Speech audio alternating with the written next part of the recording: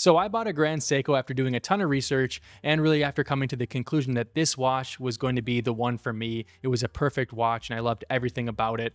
But after owning it for 3 weeks, I sold it. And that's really what I want to talk about in this video. I want to speak on this Grand Seiko that I purchased, why I bought it in the first place, and more importantly, why did I sell it? And at the end of this video, you may agree or disagree with some of the reasons why I bought and sold this watch, but I'm at the very least hoping that you guys can relate to this experience of just not really feeling like you can connect with the watch and having some complaints that really take you to the point of needing to sell that watch. And this is not a personal attack on the brand Grand Seiko, but I do feel like some of the complaints with this watch do apply to some of their other watches in their catalog. So let me know in the comments section down below if you agree or disagree with some of these complaints. So let's just start at the beginning here and talk about the watch I ended up buying and of course ended up selling, and that is the Grand Seiko SPGW 303. This watch was a European exclusive and a limited edition. It was limited to 400 total pieces, and it was most notable for featuring this beautiful green dial that was inspired by Mount Iwate in Japan. And just to very quickly run you through the spec sheet here, this watch comes in at 36.5 millimeters in terms of case diameter. It is of course the 44 GS case, which is a very iconic case design from Grand Seiko. It has a hand winding movement, specifically the 9S64 movement, with a 72-hour power reserve, and features a sapphire crystal and 100 meters of water resistance. And of course it comes on basically the standard Grand Seiko bracelet as well. And with this watch, I really sold myself on the stats and specifications aligning with what I thought I wanted in a watch. And I think that's a great lesson for me in the future, and maybe a great lesson that many of you have already learned, which is that the stats and specifications don't tell the whole story. But yeah, I really just thought everything about it was perfect. My favorite color is green, so of course this beautiful green dial was a huge plus for me. I love the 44 GS case. I love the Zaratsu polishing. I also have a smaller wrist, so this 36.5 millimeter size was great for me. And I really like when watches do not have a date window. I love that perfect symmetry. And so again, another plus point for this particular watch. To be honest with you, I went into the purchase feeling very confident because I thought every box was checked. It was just the perfect watch for me. Every aspect was just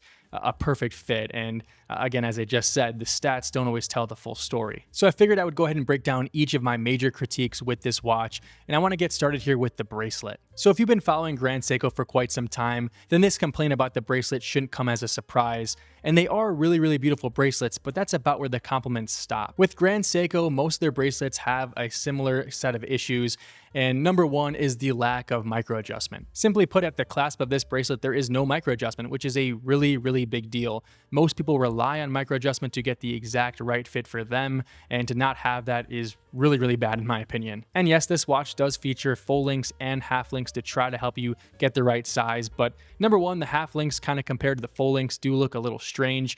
And more than that, that's not really ideal, and that still won't necessarily get you the right size. And of course, not only do they not have micro adjustment, but they naturally also don't have any on-the-fly adjustment, which is a must-have feature at this point. And to Grand Seiko's credit, some of their newest and highest-end watches do feature a new clasp and on-the-fly adjustment system, but to be honest with you, it is still very late in the game to be implementing this finally. I hope that this new clasp can make its way to every Grand Seiko watch, but there's no telling when exactly that's going to happen. And I guess the last thing I'll say about Grand Seiko bracelets, and this is very subjective, is that they don't really feel super premium and nice. And maybe that's just something I think, but when I compare this to other watches I have in my collection, it just doesn't really feel like it's that premium of a bracelet for the price tag you're paying. And when you're paying $5,000 to $6,000, which is the range that I paid for this watch, it is very disappointing to have a bracelet that just doesn't feel super advanced or super great in terms of overall quality.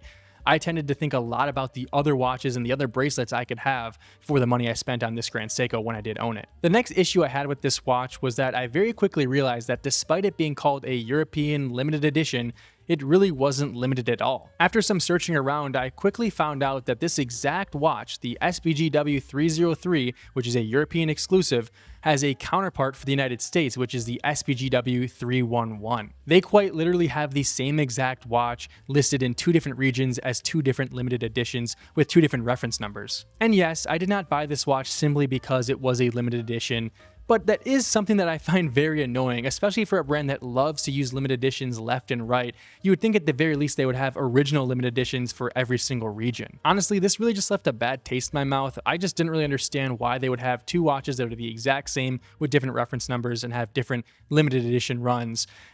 Maybe that's something other companies do that I'm just unaware of, but to me, I found that very confusing. I know I've talked quite a bit about Grand Seiko and their use of limited editions, so I don't want to echo myself too much here, but you already know how I feel. I don't like that they do it all the time. They need to really tone it down, and I think it's getting a little crazy. The next issue I have with this watch is definitely one I will blame myself for, and that is the reality of a manual winding watch. I'm not sure about all of you, but I've constantly heard in the watch world the value of having a manual winding watch and the connection you can build with your watch by winding it up every single night.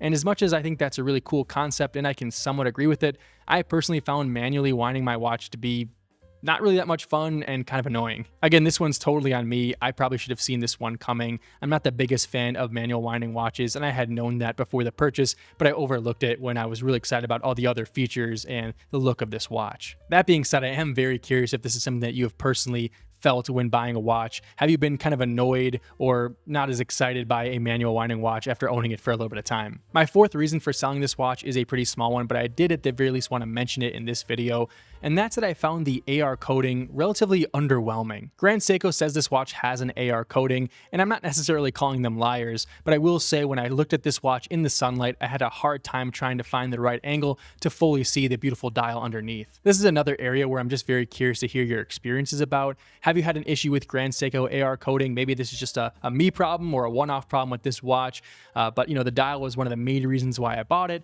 and so to have trouble getting a good look at it was certainly a problem for me. My final complaint about this watch that eventually had me selling it was really just the overall value for money proposition. The case architecture and the polishing were outstanding and probably the best parts about this watch, but the dial, which is really traditionally one of the main reasons why you buy a Grand Seiko, was underwhelming. I don't know if it was the AR coating or maybe just the way the dial was made, but I never felt like I could get a great look at it. And as I mentioned before, the bracelet wasn't the best quality in my opinion, with no on-the-fly adjustment, no micro adjustment.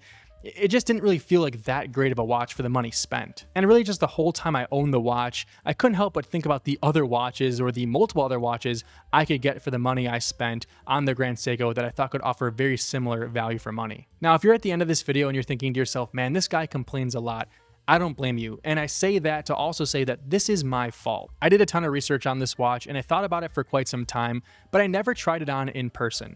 I think I just didn't really think that was an option because it was a limited edition watch, and to this day I'm not really sure exactly where I would have gone to try it on, but I'm sure if I tried hard enough I could have made it happen, and I think that does show the value of just getting a watch in person on your wrist. I think that really is the ultimate deciding factor of whether a watch is for you or not. However, I will say that some of the problems and gripes I had with this particular Grand Seiko can be applied to Grand Seiko as a whole, as I do know they definitely get some complaints about some of these things, like the bracelets, for example, being one of them. And I do want to ask one more time for you to let me know in the comment section down below, what do you think about my complaints? What do you think about Grand Seiko as a whole?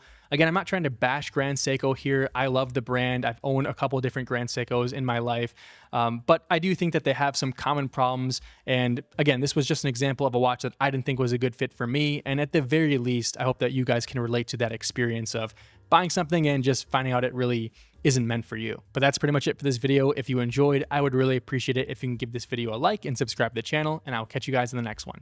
Thanks.